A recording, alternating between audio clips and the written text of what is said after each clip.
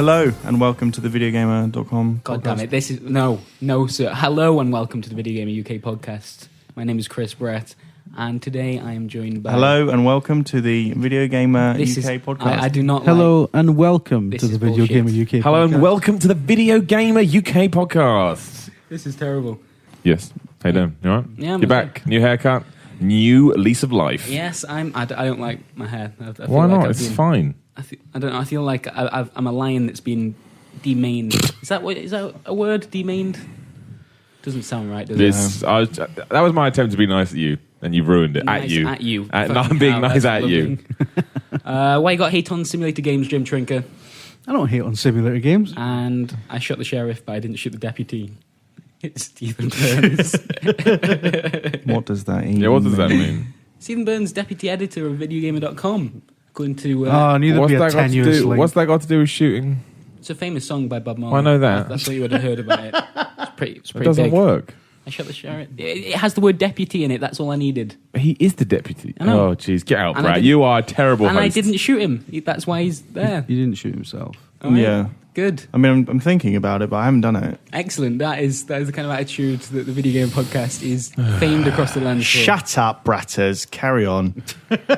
That was a bit much, Steve. That was. That even affected me somehow. I kind of hit off Brad and Well, don't make me sprinkled over. repeat what you said before we got in this bloodly podcast room, Miller. I was That's talking what's put about- me in this mood. I was think talking that about just- dictatorships and how maybe sometimes it's necessary to incorporate. What? Okay. Yeah. A benign Excellent. dictatorship is the best form of government. So, Exactly. like the Tory government. who's been playing video games then? I play a video game. Yeah, I'm not sure it's good. the big game we want to kick this podcast off with. All right. Well, Jim's got a big game. That Okay, we can let's do kick that the and then we'll podcast come back off. to I'm that. not saying because it Tease. isn't cool. Tease. It's not. It's awful. All right. But we're teasing that game. Jim Trinker, what you been playing, man? I've been playing the Destiny beta and Pixel Junk Shooter, but mainly the Destiny beta. Yeah. Let's start there. I think that's the. What we big do on hitter, this isn't podcast, it? talk about Destiny beta. Talked about it last week. Oh, did talked you about it the really? week before that. It's the Not only playing thing that's it. going on. Oh. We built it up, and now we're talking about how it was. We love Yeah. Destiny for some reason. I don't know why. Well, Tell me about maybe it's Destiny, Jim because- Trinker. Is it not boring? What? Is it not boring? No, I'm not bored by it. And I hate shooting guns, so... Okay. So what do you like about Communist. Destiny then? It's well, I mean, what attracted me to it is obviously the kind of the sci-fi setting, and it feels like a sort of kind of old pulp sci-fi, tens of thousands of years in the future, really kind of epic, sort of almost like a Dune type universe, even though it's nothing like Dune, and sort of. You know, the universe is bollocks, basically, like so much of that old sci-fi stuff was. But that's the hook for me. Yeah, and then bad sci-fi. That's what you need. Sure.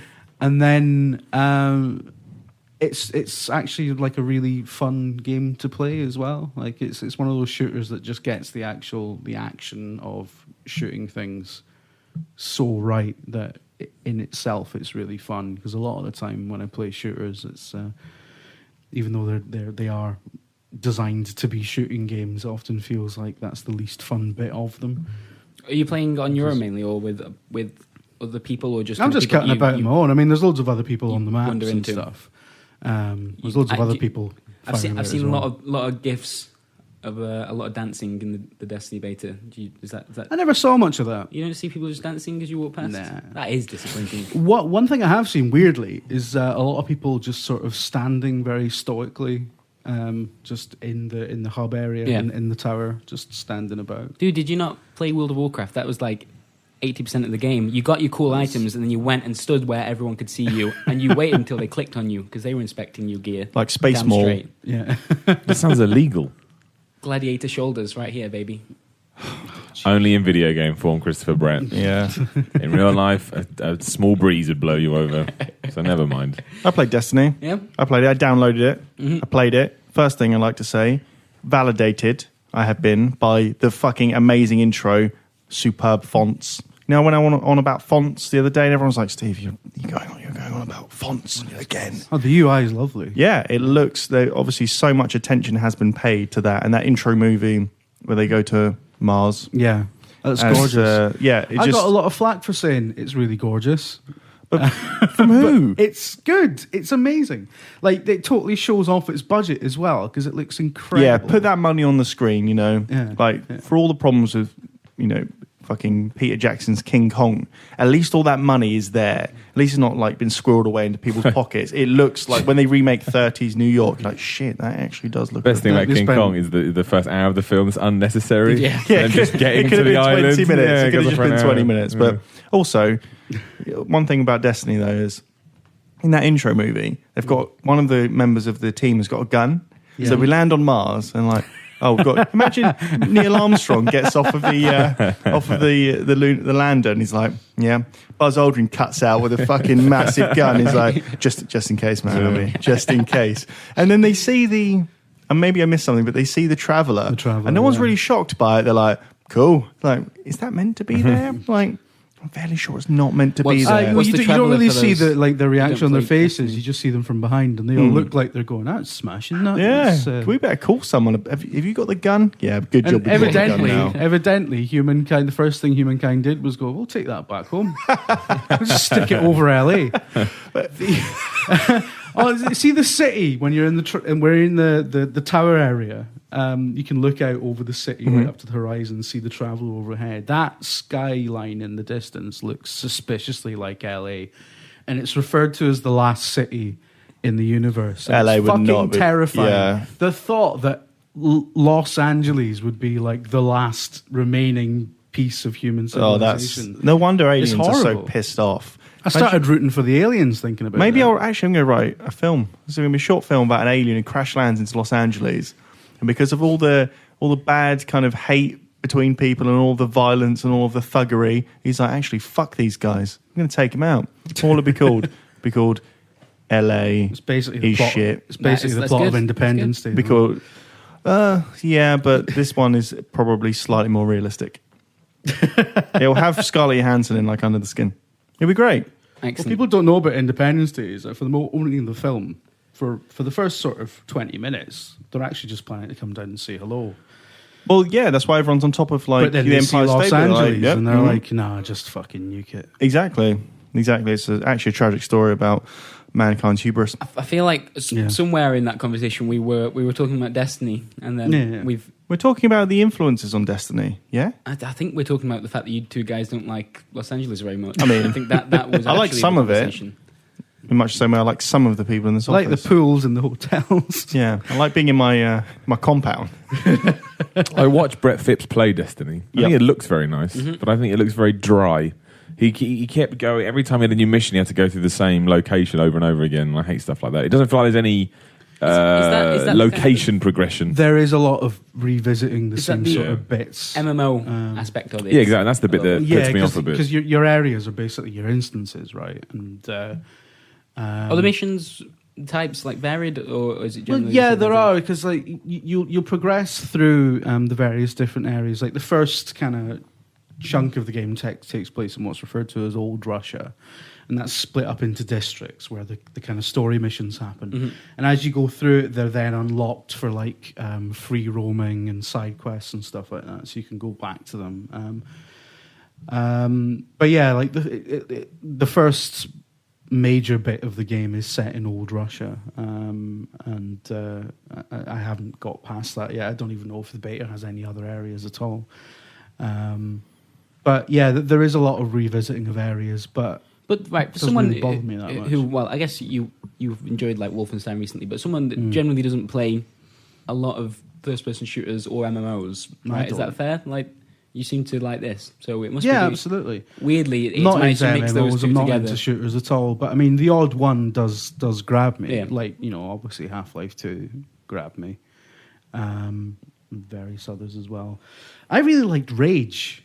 I feel like I was the only person on the planet who really liked Rage. I thought it Good was shooting, cracking. I thought, in Yeah, Rage. They really like- nailed the shooting, See, but I Destiny- hated yeah, the exactly. exploration. Destiny and Rage have a common bond to me. I don't know what it is. Something about it. I can't put my finger on it, but there seems to be some kind of Might just be in the way that it's structured. with the maybe. Yeah, areas I think and that's why I didn't stuff. like Rage either. I just felt like it was a lot of backtracking, and I don't mind backtracking when there's a point, but that just seems to be what you have to do in Destiny. You just Yeah. have to keep saying that. And I like to feel like I'm getting somewhere and things are progressing a bit more. The game that a lot of people were talking about before the beta anyway was Borderlands as a comparison as well. Is There's that a lot there? of Borderlands comparisons going along, and to be honest, aside from the fact that it is a shooter and hit points jump out of enemies as you shoot at them, don't think there really is that much of a similarity at all. Is there not something there between like how it feels to be shooting an enemy? Because in Borderlands it feels like you are making a health bar go down, whereas in other shooters it feels like, well, good shooters, it feels like you're actually connecting with that enemy and doing damage. Wolfenstein, I think, does that quite well. What's Destiny like in that respect? Does it feel like... Oh, Destiny feels like you're chipping away at a health bar, definitely, yeah. I wonder, see, that irritated me to start with. I wanted to turn the numbers off. I know in some games you can. Can you do that in Borderlands? Can you turn the...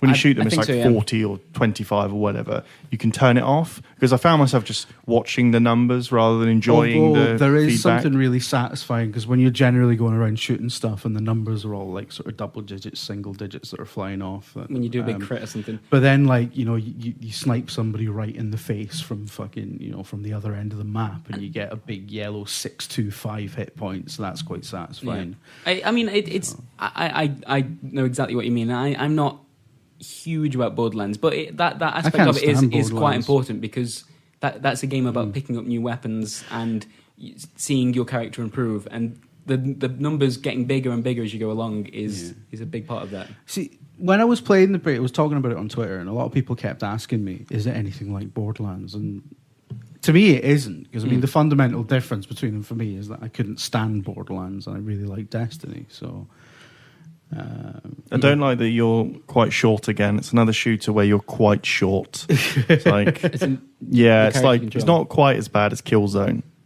But yeah, in my experience anyway with Destiny, I was like, oh great, I'm like another 4 feet. Talking about warrior. Those things you can't unsee when it yeah, pretty much. Talking about Killzone, Dave tweeted a screenshot from Destiny and said, imagine this was Fallout 3. It's like, I remember feeling that way about Killzone Shadowfall as well, going, basically one of those early gen games that makes you think, like the Fallout game on this is going to be cracking. But this is a pile of shit. But yeah, I really like Destiny. What I do worry about with Destiny though is the beta kind of giving you all that it is. Is there no more meat on the bones? Because I would like. I'm going to sound like a total wanker here, but I mean, I know it is a shooter, but I would like to interact with that world in a way that isn't just shooting monsters in the face. Can you fly? Can you go between planets and stuff? No. You can't. Well, what are they spending the money on? You do fly in terms of like, you can get like the load screens are you flying about in your ship. That is areas. rubbish. Where's the interstellar combat shit? No, there isn't any of them. Wow. Did anyone tell them that there's meant to be this? Did anyone? Did you say?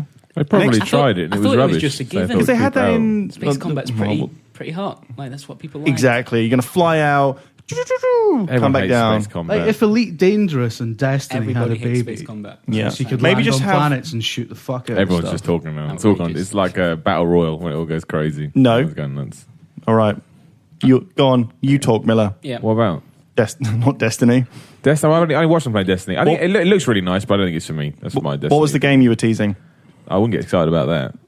I am excited. No, I've been playing. That's only making me more excited. Guardians of the Galaxy. The universal weapon. Oh, that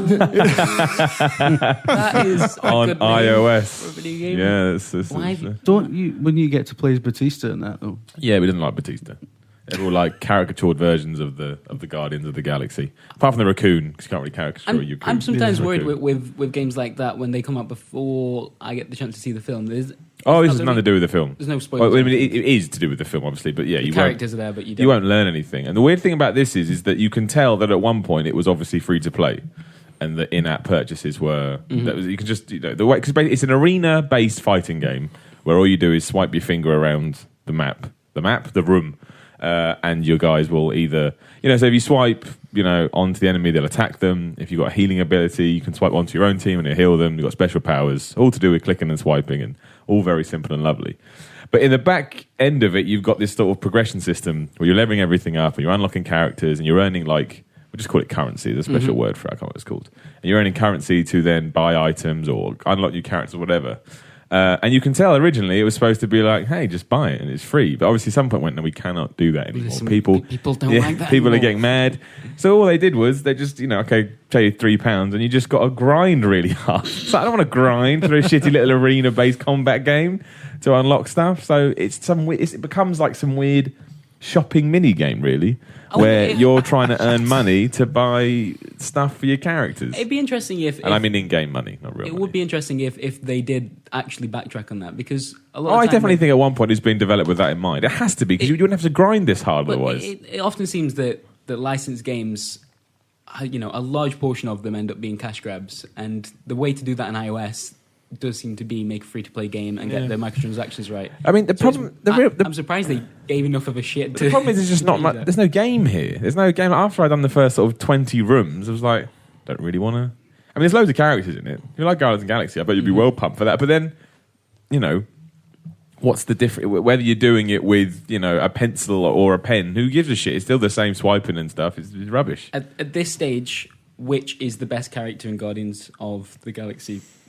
The raccoon. God damn it, I knew it'd be the raccoon. I wanted to be the tree guy. The big tree guy, Seems fucking Batista. I don't know the names of the Guardian of the Galaxy characters. You have to forgive me. Tree Man, Raccoon, Batista, Yeah. and the funny guy. Bradley Cooper. He can heal people, the big tree guy. He's pretty handy to have on. But Isn't that Vin Diesel's character? Yeah. Yeah. It is, yeah. Smash. But yeah, it's just that. I mean, it's just interesting to play. But I mean, I may be completely wrong. I have no insider knowledge or anything. But it just feels like they thought in-app purchase the way to go. Movie tie-in, very easy, very nice. Mm-hmm. Someone said no, that would give us real bad publicity. What can we do? Just release it and charge a fee and get rid of it. They went because even on you load it up in the app store and it even says in big letters under the screenshots, which is the first thing you get. There is no in-app purchases in this game. Like, it really kind of rams it home. But I mean, it's all right. It's a bit of fun. I know it sounds a little bit cliche, but if you're well up for the film, then well, no, actually, I take it back. If you're well up for the film, just go see it twice. Yeah. And spend your money on that. There's no point buying this because it's just. I don't know, man. £3 you can buy that. You can't buy a cinema ticket. No, it's like half a cinema. Not even half. You can subsidise it though. Yeah. It's better to subsidise a cinema ticket. Then buy some this popcorn game. or something. Or it's not bad. It's just there's nothing to it. You enter an arena. Some guys run at you. You swipe at them. Maybe you kill them. Maybe you won't. I mean, if you want, you can then put trinkets on your dudes to level them up in between fights. Man, hearing about this game has made me less excited to go and watch the film. This is having the opposite effect. Well, I don't think you should do that. That's not fair. There's nothing to do with the film other than it's tying Ripping into off it the completely. film. Not ripping it off, just using its momentum. But yeah, it's one of those mobile games that doesn't really quite get it right. But it's good they haven't tried to overcomplicate it, or it's very simple. But it goes too far the other way. It's too simple. It's no Darts Night. Yeah. Let me tell you that. Well, it was only no Darts Night. The 10 out of 10 it's experience. No King of Dragon Pass either. Did you see the Chris Pratt soundboard that somebody made it? I couldn't download it at home. Because that's in there. You saying that? You say cookie. It's got shit, I think. Yeah, Book's in there. I'm Chris Pratt. All of your dog Crumbs. shit vernacular. It's quite well made. Somebody criticised him for not putting in "You Son of a Church." Oh Jesus! Yeah, I don't like this. In This is fairness, weird. that's a key Bratters statement. That'd be like an Arnie soundball without "I'll be back." No, I couldn't download anything whilst I was back home. The internet connection over there not so great. Did manage, however, to use the over there the in little 1974 that we had to watch the Dota 2 International, which I had. So you're watching that here? I did. Well, the last part, the grand finals, I watched here. The grand finals actually ended up being really anticlimactic, but by and large, I had a great time watching it. You told me a story about a situation where you were explaining the Dota 2 Internationals to your dad in some weird life imitating. He wasn't wearing a vest, and he was actually. He just did it. Was he smacking you about still, though? He did a surprisingly good job of pretending to be interested in what I was doing. That's a good dad. Yeah, very good dad. That's like What's your that's what dad's dads do. Pete Pratt. Yes. What's his middle name? Well, his middle name is actually Pete, but everyone calls him Pete. His name's Pete Bratt. Oh, I love Brad. Is he an MC? His name's Michael. Welcome to the rave. It's me, Pete Bratt. We got name's some Michael hot and heavy tunes. Peter Bratt, but he just preferred Pete, so he went with that instead. Michael Peter Bratt. He took his own destiny into his own hands. From now on, he's always going to be Pete Bratt. Pete squared. Yo, double Pete. Is he really upset that you're not following him into the cold meats industry? No, I think he's alright about that. Does he work in cold meats? Why can I not just talk about a game? Okay, talk about the game. Going back to my family. Talk about the game. Let's not talk about Dota because it's happened now. I imagine Who won? Dota's like World War II. I'm not sure. It happened, I'm and now not we've got sure to I hear should about it say- forever. Should I say? I feel like some people may not have watched it. Okay, just turn down for 2 minutes. Sorry. Okay. Well, you Dota's put a time like span, World so- War II. Put a Steve big Burns. spoiler on the video and a time span on the All thing. right. I want to know who won. So Newbie won. It's actually called Newbie. Yeah, it's That's depressing. Well, it's a team that was made for this international. They're a new team, hence the name. And they were like, from all I can tell, they were massive underdogs. But they completely steamrolled the final, which made it How much did they win? 5 million. interesting. Yes, 5 million. How many people in the team? 5. $1 million. Well, the team will get a cut as well. Plus and what have tax as well. you. I don't think in America, I don't think you get to keep your winnings like that, do you? Still, Well, a lot of money for regardless, winning they'll still Dota do 2. pretty. Actually, at the as they won, one of the presenters went up to them and said, "So, how does it feel to have won $1 million?" And the answer was pretty much, "Yeah, good." It was pretty good. Yeah? They didn't look that happy to have won. Well, maybe they were in it for, like, the glory of a really close game. Yeah, and Maybe then. last year, there was like one move. I think they call it the $1 million dream coil. What? The $1 million dream? Miller, sort this guy out. Because that Unbelievable. one moment in the game, like, guaranteed. Well, I think it was a big part of them winning, and so it was like a really exciting moment. It was a really interesting way of using the ability, and like I wanted that again. And there were moments like that in the international, just not the grand finals were probably the least Sometimes exciting finals parts. and a lot of sporting events are a bit of a letdown. Yeah. Manchester United versus Liverpool 1996 FA Cup final. Yep, Rubbish. Not a good one. Rubbish. Not a good one. AC Milan versus Juventus at Old Trafford 2003 Champions League final. Wins penalties. Very poor game. Mm-hmm. Sometimes though, you get a Man United versus Bayern Munich. I will move on from Dota and just say, I just think You love Dota. I just want to say, I think like Valve have done an extremely good job of getting new players into it this time, because I only started playing like fairly recently. I'm gonna I didn't start watch playing the last international, and they had a stream of commentators for new players in particular. If you wanted to watch That's that, pretty good. The way they interacted with the game itself, you can watch all the tournament games in the client, and that means you can move the camera around yourself, click on people, look at their items. Oh, that's pretty smashing. At one That's point, pretty cool. say the $1 million dream coil happens, and you go, "Oh shit, that was We're incredible." not using that term anymore. That is Ted okay. DiBiase's finishing move. That is only in All this right. instance. Exactly. Yeah. Okay, something impressive happens. You go, "Oh man, I wish I could do that." You say, "Pause that game, sir," or just press pause, and you can take control of those characters. The computer takes control of the rest, and you can try and replicate the move. That's pretty fucking cool. That's a pretty clever cool. way. That is cool. Of getting people involved in the game itself. okay. It is. It's Imagine incredible. you watching the World Cup and you can press a button and boot up FIFA. Exactly. Nah, Pez, innit? FIFA. I thought, and there's just loads of interesting stuff. Like they reward What's players that T-shirt you're who are wearing today? watching. Valve. Thank you. I'm excited about a game I watched. All right. Why hasn't there been a roller derby video game? That'd be amazing. I can't There was say. roll. No. You just no, sort there of- wasn't. Ask your friends at Valve to make one. Yeah. Sort of Why- bash why are people you so about with offended your that arse, I is like- basically. Your face offends me. Watching the international. Wasn't very funny. No, well, everyone laughed. So. Well, no, Jim did. It's Jim everyone. Okay, right. Yeah, whatever. he is, yeah. All right. You don't know about that. You're just Jim. You're saying Jim's like everyone. I'm Fucking saying hell. Jim is Unbelievable. someone. He's not everyone. He is everyone. Whatever. Fuck you. Shit. Okay. Fucking haircut. I Fucking think- no one likes you. No life. Fucking. Okay, well, you need to stop right now. And Should we talk about no sky hidden here in the depths of the forest? hidden in plain sight? That's the one. Fucking Hidden in hell, plain man. sight. Jesus Christ. Should we talk about that? That's pretty good. I like that Xbox game. Live indie game that. Hey, look, I like a uh, game. Dun, dun, dun. Come to Steam. Yeah, it was a hard one to sell as well because it just looks so. Oh, it looks okay. I don't It's know, like man. it looks like a game. If somebody thought we can't make a chess video game because chess is boring, but we'll make an adaptation of chess, that's what it would look like.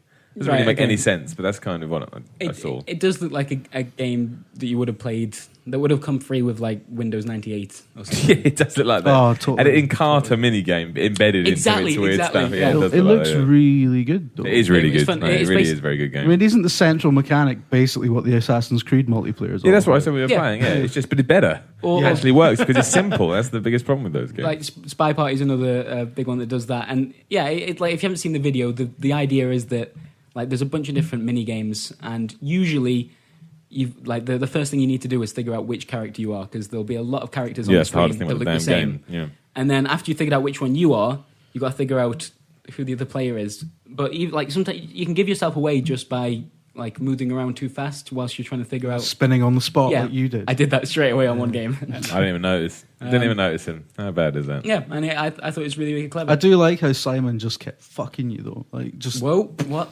That's a weird sentence. Do you want me to rephrase that? Yeah. I do like how Simon just kept beating you though. Okay. That's not even that much better. Not really. I do both. We're I fuck him, I beat him. Defeating you via the rules of the game. Yes, thank you very much. That was better. Yeah, and it's good. I'm glad you liked it. Do you know what else is coming to Steam? That's what it is. Is that what we're going to talk about? No, well, it's similar thing. Another Xbox Live indie game that you liked that's coming to Steam. Mount Your Friends is. No, I did not like that. Did you not like it? I thought it was okay. I thought it was really good. That's all right. It was okay. It's fine. Like it's a local multiplayer game that makes people laugh. I think I disliked it because Twitter got his hands on it first. And when that happens, people, massive fucking hipster. No. People say it was too popular by the time I got to it. No, not that, you idiot. I mean, the way some people were talking about it was annoying. Not the act of it being popular or not. Certain people, who I won't mention because that's not how this works, treated it. They may as well have, they acted like they had invented the game and they had promoted the game. They just ruined the game for me. So I was like, dude, just enjoy the fucking game. Why you got to ram this down my throat? Yeah. But that's neither here nor there. That does happen. I feel like I'm responsible for that sometimes, particularly with like local multiplayer games. I'm so excited to make other people want to play them. There's a difference between being excited and then claiming ownership over something. It's a massive I did make Towerfall though. Okay, well I beat you at that as well. So that's neither here nor there. Though I like Hidden in Plain Sight. I thought it was good. I did like Mount Your Friends. I think it's a really good idea. It's simple. I also like that games have managed to like claw their way out of the indie games marketplace, because that doesn't exist anymore. That just died a death, didn't it? And a lot of games where a lot of people put a lot of time into games that made no money on there, and some of them are now escaping. So many Avatar games. My favourite Xbox Live indie game was called Avatar Canon, and it was just one of those, you shoot a character and see how far you can get them. You get your scoring distance, and it was your avatar. But it was great because it was like set in the Sahara, or well, not in the Sahara, but like some sort of safari-based location, and there was loads of animals lined up. So you could bounce off rhinos and stuff, or you could accidentally get eaten by a lion, or you could accidentally get eaten by a lion. Yeah. The lion goes, shit. I said my mouth open. I didn't mean to be that guy. You can accidentally shoot yourself into a lion's mouth. Man, I was aiming for the hippo. Well, you can also get shot up a hippo's arse. Your head goes up the hippo's arse. I'm sorry, what game is this? It's called Avatar Canon. Okay. It does sound. Is it as good as the like a game? The Get to School on Time game. Is it as good as How to Kiss a Girl? Xbox Live indie that's game? not a game. Can I use? Sorry, I don't mean to interrupt, but I'll forget, and I cannot forget. I need to use a podcast as a vehicle to someone to answer me questions. What? And maybe teach me grammar. There was a game I used to play when I was younger, right? And Brett, I think I'm not taking the piss. This does seem important, so we're going to go with it. It was bothering me for ages. It was. I know that poor people go, there's not enough information. I know, but that's the problem. I can't remember the specifics.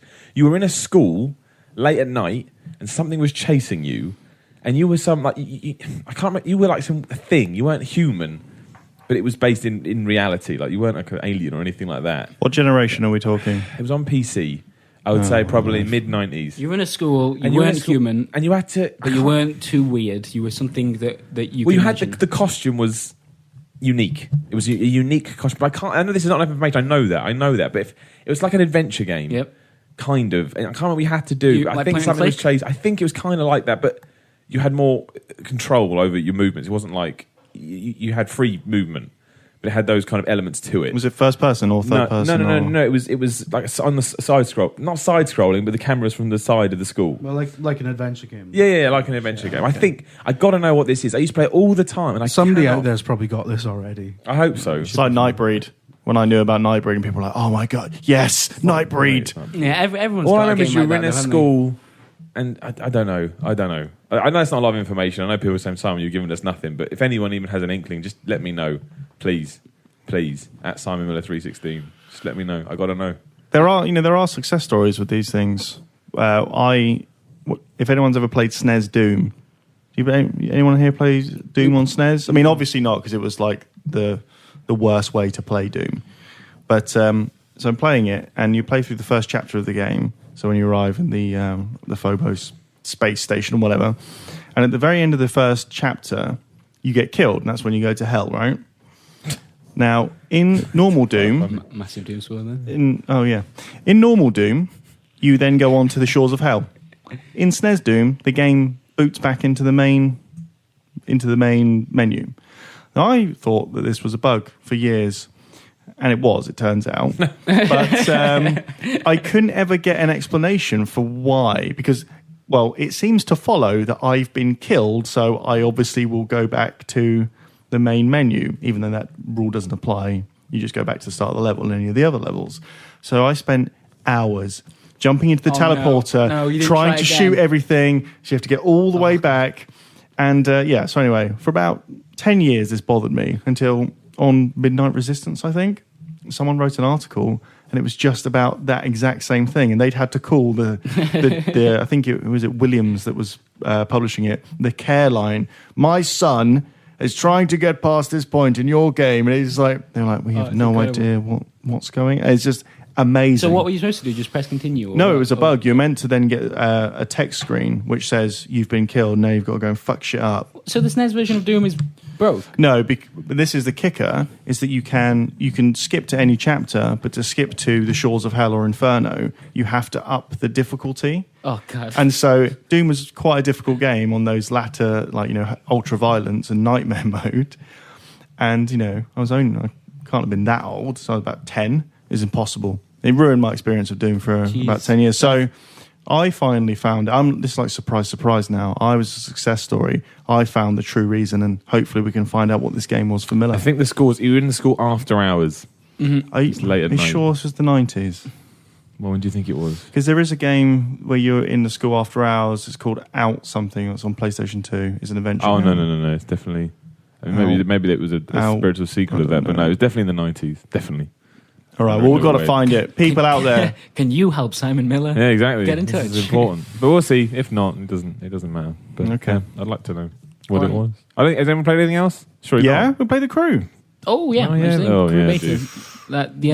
We played The Crew. I don't know if playing The Crew is the correct... We've got a stonkingly good video coming up. Oh, God. We drove in The Crew. I don't know if we played it or not. Well, the game is being sold in part on the fact that it has modelled America, and you can drive from the east to the west coast, and so we bloody well did. They've modelled LA pretty accurately. Yes, LA's not bad. Yeah. It's not too bad, but I can't speak for any other. No, so far, even just in the normal driving, it seems a little bit bland. There's no police presence. Yeah, I mean, so far. Yeah, as we were driving along, a lot of pedestrians. Yeah, I killed loads of people and ourselves a lot. And the crash physics also, I know this is like the beta, but the crash physics, they kind of, a tiny cutscene plays like very much like in Burnout when you crash into something, like there's the letterboxing of the screen. I thought that was unnecessary in an open world driving game. Just let the car but there wasn't enough destruction. Like if you either just reset us or show us the car getting ripped in two. Not just kind of... But surely you should do it a Grand Theft Auto way. Eventually you wreck the car and... You can't get out of the car though. No. Of course, yeah. No. So, ignore that. I didn't really feel like the car you were driving existed in that world, because like even in the intro bit where you kind of... Actually, didn't Dave point out that at the very start of the Crew beta you need to go to a radio tower to unlock? I know, yeah, it's unbelievable. That's great. Why is that like in every Ubisoft's employee's contract? Like, if you make a video game, you must put towers in it. Radio towers very important, but like you were just like floating along the environment, like you were going through like fences and through like streams and stuff, and it didn't have any impact on how you were driving. The openings of that beta is really weak. I don't have a problem with that much. But really. I don't know. I would for a game that. But considering it's all of America... It feels like it's a bit more of a simulation, right? No, it's just America. I mean, it takes about 40 minutes or so, depending on... Yeah, there's got to be some limitations. It's a very nice-looking game, though. I did think a lot of bits, a lot of the vistas look really nice. Yeah, the kind of particle effects are very cool. Yeah. And then when you get into the mountain range of America... I love it's like LA, New York, Detroit, Chicago... Mountain stuff in the middle, Detroit and Chicago are like they're 2 minutes apart. This is pretty like Glasgow and Edinburgh. I'm not really into driving games that much. I just expect them to look good now because that seems to be such a huge. It does look good. But when I look at most new driving games, that seems to be such a big emphasis. Like, look how shiny this car is. Look how lovely everything looks. That's why every console used to launch the driving game, isn't it? To make it look all nice. I don't know. I want more than it looks good. The fact that they recreated a huge portion of... it doesn't look as... the fidelity of it doesn't look as good as Drive Club, but then you can have a whole... we drove across that entire map, it didn't load. Yeah. You have to have some kind of limitation. It's an incredible achievement. And also, we just kind of tested the cross-country driving. We didn't do any missions, didn't do any races or anything like that. So that's all still to come. That could be excellent. But in terms of just, some of the big advertising points, just driving along, it felt a little... I would love to have been able to just go, right, I'm going to drive from east to west and have a real Dukes of Hazzard moment in, maybe different police, scripts for, small town sheriffs versus, bigger statewide law enforcement, that sort of thing. That would have been cool, right? Maybe a bit impossible to implement, but if I'm driving along in what is essentially an arcade racer, that's what I want. And I just didn't get it. I'm sorry. All right. I'm sorry. Fair enough. Well, yeah, the video that we're putting together will show very little of that. It'll be great. Will be. It's something. It is. It might end many careers. Shall we move on to some questions then? If there's no other videos to talk about. Now, Stephen Burns. Whoa. As I'm sure you're aware, there are multiple ways to get in touch with the Video Gamer UK podcast. You can do so by Twitter. You can send in questions where we get a lot of them. There's a forum thread, right? Yeah. There's an email address even. Podcast@VideoGamer.com. What's this leading to, Braz? We've now got only another way of getting in contact with the podcast. Is it a letter? Can you write a letter? No, you can ring a number that I'm about to read off, and we've got an answer machine service. I'll do the number. All right, do you want to do it in some kind of jingly fashion that people will remember? Sure. They'll sing to themselves. Just like the going live jingle. It's written down there. Just nice, right? Oh, wait, it's just 078. No. 4. You just give that little number a call.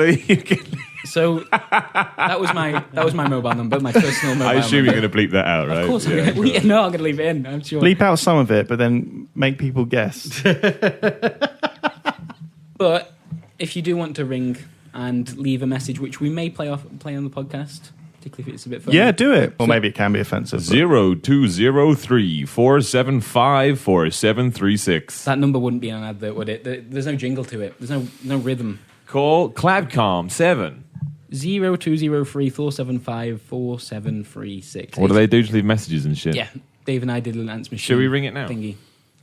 Sure. What is it? God damn, you can't remember the rhythm. You took it away from me. 0203 0203 475 475 4736. 4736. I can't say the number 3 correctly. You say 3. I do. 3. 3. Is this going to pick up? Put your tongue between your teeth. 3. Brat's going to drunk dial it. Oh, that's so bizarre. Do be careful about what you say. Toodaloo. Goodbye. Is that it? There we go. I hate Christopher Bratt. Right, and now I can play that back there you go. On the podcast right now. I hate Christopher Bratt. I imagine I did that. Okay. Right. I might not have edited it. Actually, no, you said my mobile number. I definitely will have. Okay, cool. Well, should we ask some questions that we've got here then? We haven't actually got anything on the answer machine message yet. Because you forgot to say it last week. Yeah. I'm sorry, no one had told me about I can't tell things that people haven't informed me of. That's just some weird thing you and Scammell did on your own backs. Yeah, that's weird. You don't inform me of things. Well, you guess? Oh, I think there's some podcast thing I better do. That's not how the world works, Chris. You got to talk to people. Fill them in. Well, you're hard to talk to sometimes. Okay, yeah, Yellow you're Sapphire annoying to talk to. says, it's summer. Hooray. Is there a game that you remember completely taking over your summer holidays? Yes. Either as an adult or a child? And if so, what was it? Dark Chronicle. Dark Chronicle? I didn't play it at the time. I got it from... What's that? Stop, that's not our business? Game Station. Because I've read it... This is how I used to buy games. We're talking... I say I was young. Probably late teens. But it's before... I don't think a lot of people did this. I just went on IG at whatever IGN wrote. Which now I know is never do that. But just anything they gave sort of high nines to, I'd go and play. And I really wanted to play an RPG. Because I couldn't get into Final Fantasy. I like the idea of it, but I was like, it's not really for me. So I found this game on there called Dark Chronicle. I think I gave it like 9.7 or something like that. I've got to get that. So I went to Game Stations, paid an extortionate amount of money for a second-hand copy because it wasn't, well distributed. And it was, I think I must have been 19, 18, maybe younger. I can't remember. And yeah, I played it for a whole summer while eating Skittles. God, yeah, that was your entire summer. Was it good? Was it a good summer? Oh, I loved Fun it. memories? I loved Dark Chronicle. It was absolutely fantastic.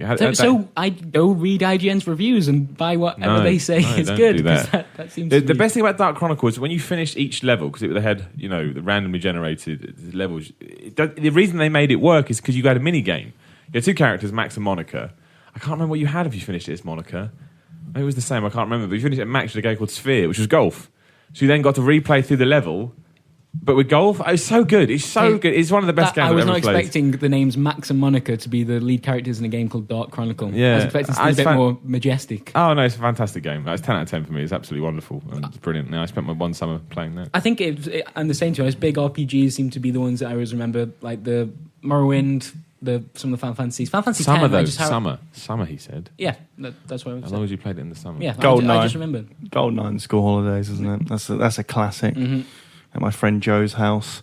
I got some hate, by the way, recently for saying that my GoldenEye was Nightfire, right? Yeah, but that is fucking idiocy. Yeah, that is a dumb thing to say. But it's just because I hadn't played GoldenEye. Yeah, but Nightfire's not... Nightfire is a great Nightfire's not bad, but you're comparing it... You had that prior comparison. Come on now. Did you play The World Is Not Enough? The world exactly. That was absolutely shithouse, and that was built around the same mechanics. You can't use that. Nightfire was my GoldenEye. Nightfire was your GoldenEye. Oh. That's like saying...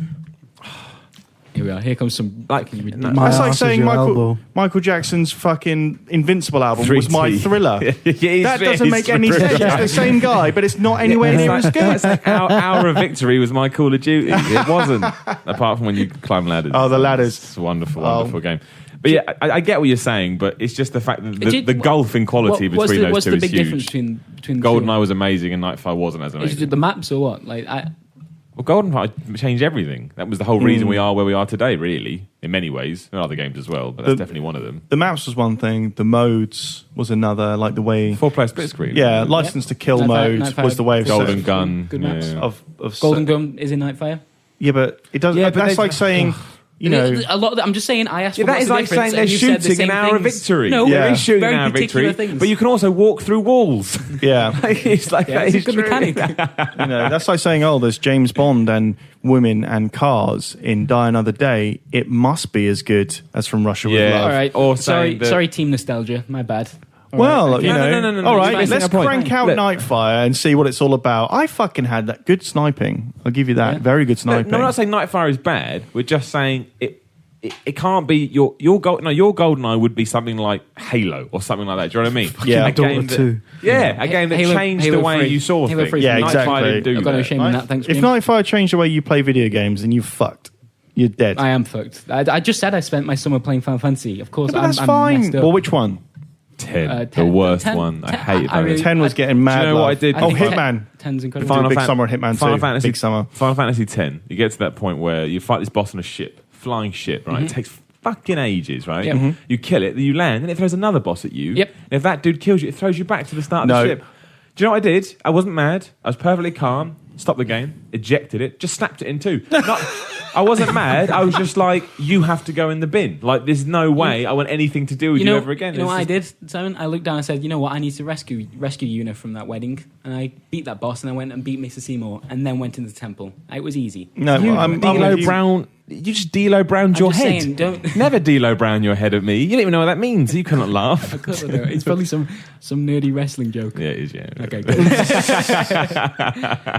Jim, what was your game of the summer? Do you have? I remember very fondly a summer where, as a Star Trek obsessed teenager, I played Star Trek Voyager Elite Force quite a lot. I knew it'd be Elite Force. I knew it. PC Gamer loved Elite Force. If I remember Star Trek games. You may have played this. It's set in a school. It's a point and click game. No, I know the name. It's called Star Trek. The Final Unity? The Final Unity, see? Brilliant game. Absolutely loved it. It was cracking. Yeah, it was so good. It's just like a massive next gen episode. It was. I mean, it was really, really good. And it had like on-foot shooty bits as well. It was brilliant. Excellent game. Loads of mini games and stuff. Yeah. Great game. I didn't realise you liked Star Trek. That's cool. I like Star Trek The Next Generation. It's well good. Really good. Excellent. Jonathan Barlow, with the Commonwealth Games kicking off today in Glasgow, what is your favourite sports-based game? Not FIFA or You say PES. who is your Can I favourite please? Glaswegian? WWE. Is it? God, Sports I game? can't say it. Sports entertainment. Dota 2. Esports. Okay, Boom. that's fine. I like track and field games Okay, I was as well. expecting I you like to- I like the International track and Olympics. field on the first Track one, meet on Game Boy is really good. but didn't play it. It's really good. Is This is no difference to any of the other ones. It was just a good portable track and field game. I'm trying to think what other sports games are like. The many American NHL sports, games are yeah. really good. And Madden's always, well, it has up and down years. I mean, I don't really play the NHL games, but I Blitz. hear they're good. And then the NBA 2K games are good. NBA, the 2K. Yeah, Blitz. Fight Night's good. Just gonna name sports games now. I'll probably stop doing it. EA MMA was superb. Yeah, I remember when it was EA US. Sorry, it was Yeah, the THQ UFC games at the Undisputed First Series. one was good. And they were really, they were really good. And Miller, when we were working somewhere else, fucked off to Gamescom. I was never allowed to go because I wasn't a big boy then. And he came back blathering some nonsense about how this new EA MMA game was much better. And I was like, please, an EA MMA game? Are you joking? He was like, no, it's ridiculous. Oh, the transition system's so good. I was like, okay. Anyway, it came with a preview. I was like, fuck, he's right. It was really No good. one believed me And in then that for this entire new office. one, EA changed it to the old system and broke it. Oh, I remember that EA MMA at Gamescom, whatever year it was in because they always have a big, not really a stand. It's like because there's a backstage bit to Gamescom where the press go. And EA always had this little underground hub. it's weird, pretty isn't big. it? And EA MMA was hidden. It was hidden in the corner. And literally, Same with UFC. Yeah, I had an Awesome. appointment, and I kind of wandered in there. No one in there, no one waiting to see it because you could queue for stuff as well. Just sat down with a dude, had like a 45-minute chat with him because I like MMA a lot. And yeah, it was just I was like, dude, this is really so good. happy that you'd walked in. He loved it. He loved it. He's a really nice guy as well. Yeah, that's the best one. The MMA is the best. Yeah, best by a mile. MMA game. Speedball 2. Yes. All right. Yeah. Darts night. Brutal Deluxe.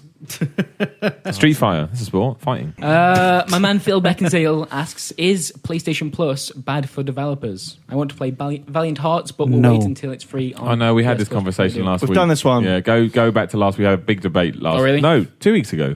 Yeah, I think it was 2 weeks. 2 weeks ago. Yeah, 2 weeks ago. What was the Listened to them. consensus? Was it... We disagreed. It was a big. You were on that podcast What? Okay, cool. Yeah. Excellent. 2 weeks ago. Maybe just go to the other one, Bratters, and cut in some select points that we made. Oh, God, that sounds like a lot of work. It was actually quite a good conversation, but there's no point trying to replicate it now because I think we said everything we needed. All right. Exactly. Okay. Richard Burrows, why does everyone seem to hate Dragon Age 2? I thought it was a good game. I'll tell you why.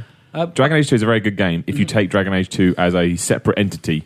If you then tie it into what it was supposed to be from Dragon Age Origins, it just doesn't have it has no impact from the first game. So everyone, you come away going, meh. Completely agree. It doesn't have the gravitas. It doesn't have the scope. It doesn't wrap up any of the stories it promised. Yeah, either. I think those. It's just an abortion of a sequel. It's terrible. Yeah, but on its own, I don't think it's a bad game either. I think the reasons I don't like it, like you say, is one, I'd put a lot of investment into Dragon Age Origins. I expected something from that, didn't get it. Two, I loved the way the combat worked in Origins. I loved the tactical stuff, and that's not there in 2. Like the reasons I was upset with that game were just because I think it's a It's question what I of really expectation, right? Mm-hmm. And another thing that did that, in it's not exactly the same, but Alien 3. So in Aliens... Wait a minute, you mentioned Alien No, I'm 3. not going to do the jingle. Why? I'm not going to do the... But in Aliens, they build up this kind of weird family with Hicks and blah, blah. And you're like, oh, I'm really invested in these people. Then, in like the summer of 1991, you're like, oh, they're going to do another Alien film. It's going to be amazing. Hicks is, you're hearing stuff like, oh, Hicks and Ripley they're going to go to Earth. The first teaser trailer is like, oh, it takes place on Earth. Oh, amazing. Within 5 minutes of the third film starting, all those people are dead. Well, apart from one of them, and even she's thinking about killing herself. Like, I'm not. This film's I'm so out. bad. I think a lot of people were grieving. That's why they hated Alien 3 because it killed people they loved, And also, fake people. It's like, the Dragon Age had such a good overarching story. It really felt like, wow, I've I can't remember which origin story it is when you start in the castle. It's really... that's the human one. I think. Is Human, it? Okay. No, Human Or, one, yeah. Anyway, Yeah. but it starts very mundane, get a bit of beef or whatever. And then you get to the end of the game and think, fuck, I've done so much. And I've gone through such a... It does feel like a journey. And Dragon Age 2 was always a bit like... Yeah, so that story that you had, that was really cool. what did they call it? What was the cool. gimmick name for what they were doing? They had a special marketing term for it. The whole, you're telling a story and it will change, whatever that was called. yeah. Anyway, that was never... Because I saw the reveal of Dragon Age 2 and they sold that far heavier than it actually turned out to be. Like it was, it's never a BioWare problem, though, isn't it? Really, exactly. So I think that's why. I think it's just a lot of unfilled promises through marketing, trying to big up, which I get, and just not having the impact the first game did, or carry on anything that you did from the first game. I think Mass Effect 3, obviously, people always talk about the ending, but I think outside that game did a pretty decent job of tying up some of those connections. Almost like all the big characters that you'd met along the way turned up, and at least you had some kind of closure with it. And I think that just there wasn't any of that in 2. There was like the briefest mention of maybe the king. Well, that's the thing. Everyone, because when I talked about this before, everyone was going, "Well, that's not fair, Simon, because a lot of people did a lot of different choices. And what if I killed this person? What if I killed that person? You can't expect BioWare to fucking." Yes, I can. Of course, I can. BioWare should come up with a fail-safe or a net for everything. So for every X, there's a Y. Do you know what I mean? And that's what they should have done, because then Dragon Age would have been incredible. Mm-hmm. Like, no matter how you played the first game, that will be represented in the second game. I don't believe there's not the technology to do that. It just takes a lot of time and money. Yeah. So on that point, though, slight segue. What other games are there you think that are actually good on their own, but have been tarred a little bit by their association and people's expectations from the previous entries? That's a hard question. But there are must quite be, a few. I think Kane Lynch 2 is like that, because people went in thinking, oh yeah, because it's markedly different from the... Kane Lynch 1 was just... Sorry, Kane Lynch was just brutalised. So how the hell did they... I don't understand it. Fair play. I don't know. It must have been in the contract. But I'm sure there's loads of other, like... Plants vs. Zombies 2. Hitman Absolution is another one. Yeah. People went into that going, I want Blood Money 2. And what they got was a kind of a weird mix between a bit of kind of Kane Lynch's linear plotting and then opening up into the big areas of Blood Money. Yeah. And people just lost their shit. They were like, well, why can't I do this? Why can't I? Because it's not called Blood Money 2. It's called something... Yeah. No, and I think it's actually games within series that are quite different. So Resident Evil 3 was originally meant to be like a side story until the head of Capcom Studio said, no, let's actually just fucking whack a 3 on there. And yeah, like a lot of people are like, oh no, they really don't like it because it doesn't have a lot of the features of the second game. It doesn't have 2 characters on different discs. It doesn't have, any of that, like the A and B scenario. It has loads of other cool shit. But yeah, it's interesting. Might do a little feature on that. Any of you guys played Dead Space 3 or not? I never got around to it. The third game in Dead Space 3. That's the one. So it's a trilogy of games. Yes. There was never a fourth game. Nope. Okay, just checking. Yeah. I was really excited about that fourth game. That was a bad game, wasn't it? What was it? I don't know. Because I loved 2. I don't know. I am going on second-hand information, but it's a lot of second-hand information. Yeah. So I played the first 3 hours of preview. Mm-hmm. Yeah, I mean... They just turned into an action game, right? Yeah, and I'm not necessarily against horror games turning into action games. The famous example is, of course, Resident Evil 4. You like it sucks because I thought 2 was such a fantastic game, and seeing it move away from that, maybe the series does need to do it, but it's disappointing. But was anyone disappointed? I know there were people, but was anyone disappointed that Resident Evil 4 was not a survival horror game? I mean, at that point, I think people are, aren't they? Because when we streamed it, people were saying this is the one that ruined the Resident Evil series. Mad, like at that point, we'd had 3 of the classic, as in the first trilogy. We had Code Veronica. We'd had a remake of the first game, Resident Evil 0. We had fucking Resident Evil Dead Aim. Shite. I think Resident Evil was my favorite game of all time, but I'd had enough. Mm-hmm. And suddenly Resident Evil 4 was like, oh my god, I don't even care that I'm not really walking around in the tank controls. This is fucking amazing. But I can't believe people get upset about it. Yeah. They're fucking idiots. Change is scary, man. Exactly. Change is scary. We got one here from Etzaham Shazad, who says, can Simon Miller host the show?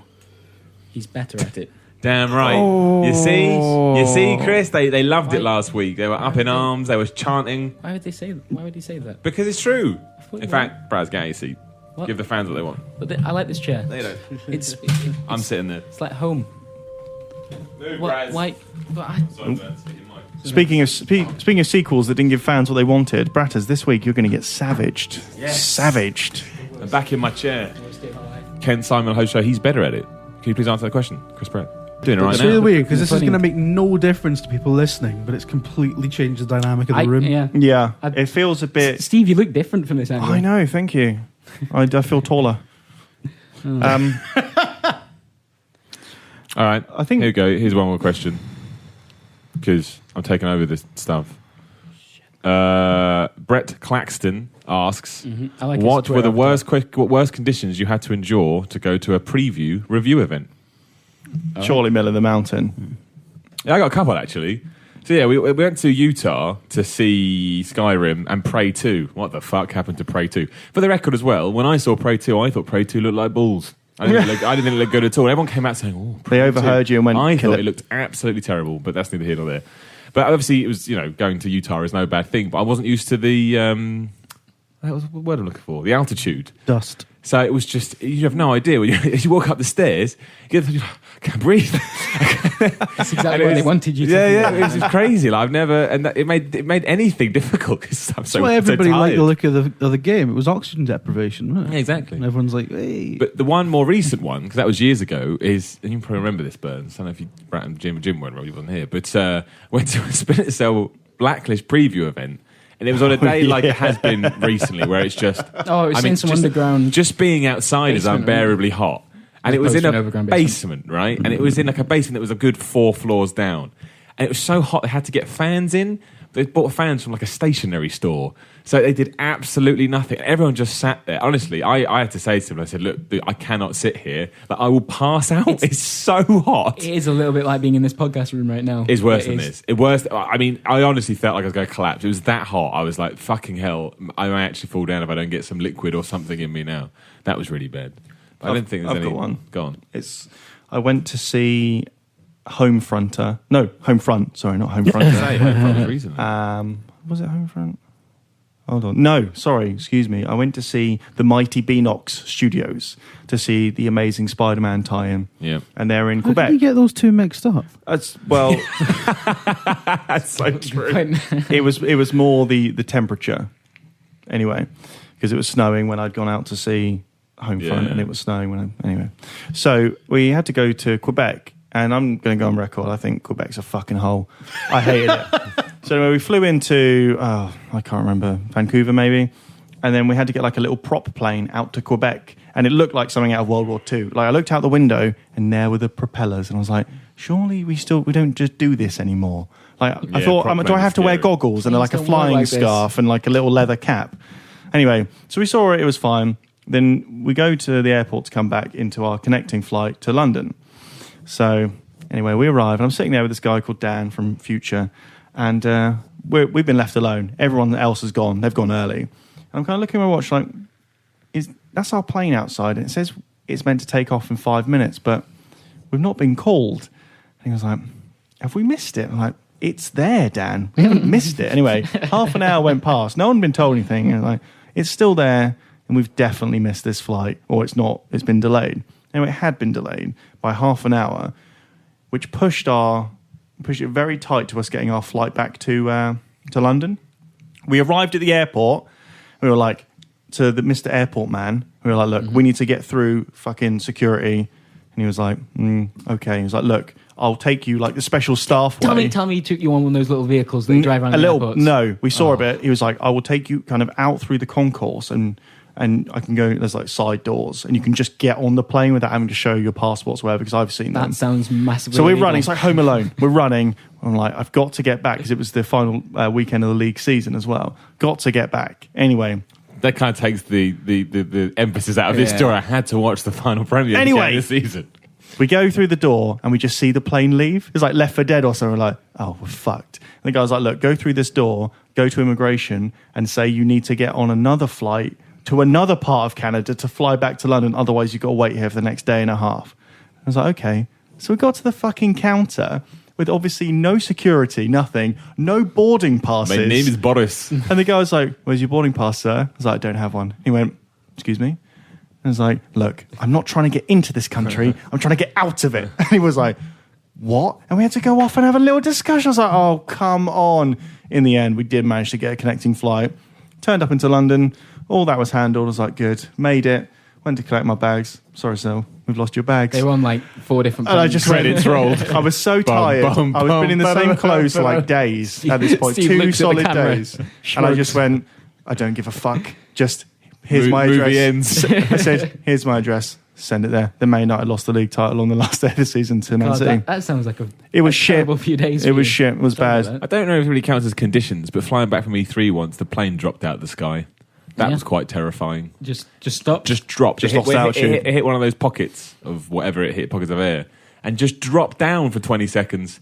And I went, right, because we had really bad turbulence anyway. I'm talking about, holding onto the handles, your chair rests, whatever, going, well, this is it. This is how... I tell that story a minute quickly. And then, it just dropped for 20 seconds. And my gosh, you fucking... but my dad told me a story once, the best / worst story ever, where his plane dropped for about 2 minutes. Or however long you can drop before it's like shit. And my dad literally said to myself, I thought to myself, this is how I'm going to die. And he went, I was all right with it. And I was like, cheers for that, Dad. Thanks for letting me know. That's Daddy, are you happy? Yeah, exactly. Everything right, Dad? Some people get like that. I've heard of a friend of mine's dad had exactly the same thing happen. He flies a lot for his business. The plane dropped, lost altitude very quickly, and he just was like, oh, well. Yeah, there's a quite a popular video on YouTube, because people are fucking weird, of like one of those like old-fashioned biplanes, I think it is. The engine cuts out, the guy starts dropping. Oh, yeah, this is awesome. He's got a camera in the cockpit with him, and he just, I think his last words are... He dies? Oh, well, this is it. No, he cuts back in just before, and he managed to pull it up. But he obviously thought he was going to die, and his last words would have been along the lines of, oh, well, this is it. And like quite a calm voice as well. It's really weird. In one of the space shuttle disasters as well. We got to change this up. This is really depressing. Yeah. I think the last words of the commander of the mission was, oops. And that was that. Not, They shit. blew up. Just, oops. Yeah. It's pretty good, actually. Should we have some upbeat stories? Was it oops, I did it again? No. Shouldn't have said that. No, it wasn't. You know what? Cut all of that. No, we'll keep it in. Let's wrap this podcast up with me, your host, Simon Miller. You asked all the questions, with Simon. Christopher Bratt sat over there. You mentioned the podcast competition. I'm coming to it now, Chris. Excellent. Really glad to hear I it. experienced going to a preview event was I had to get the Victoria line. Yeah, That's pretty bad. On a hot day, it's terrible. Yeah. That was it. I've asked all the questions. The podcast competition is still going. You can guess what is in David Scammel's drawer. You just go to VideoGamer.com, go to the forums. There's loads of pictures of Dave Bautista, innit? I know, we've done that. We created that myth. What did they win, Sam? They win a game from shop2.net up to the value of £50. Excellent. When's the competition end? Does it ends whenever I decide it ends. Do you know why? Because I'm the host of the VideoGamer.com podcast. I'm fucking religious. King of the world. How does it feel sitting over there? You're not in your chair because it's really cool and nice over here. I've had to change my position. I've crossed my legs. I feel I'm having to guard myself. I've got a table around me. I've got my soundboard, the laptop. It feels like there's something around here, but it's not there anymore. I'm naked. For the record, he's definitely not naked. Chris Pratt has clothes on right now. We would not be sat here. My top off. You're right, it's really hot in here. So let's wrap up this podcast. All right. We've done the questions. We've chatted about the games we've been playing. We've chatted about the podcast competition, which you can enter at VideoGamer.com. Just go to the forums. But thank you very much for joining us. I'm sorry you had a good 45 to 55 minutes of Christopher Bratt talking to you. What a horrible He thing to will say. be back next week. Hooray! Stop it, Jim. Come on. For the time being, thank you very much for joining me. I've been Simon Miller, and today I was joined by Jim Trinker, All right. Stephen W. Burns, Yeah. and the person nobody likes, Goodbye. Christopher Bratt. All right. Bye. Bye. Ciao.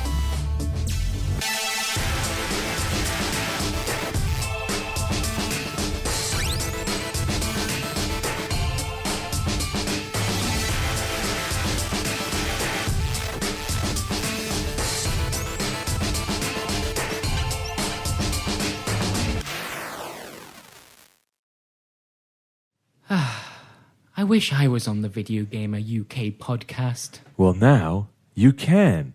Do you want to leave a message for some pricks? 0234754736. Yeah!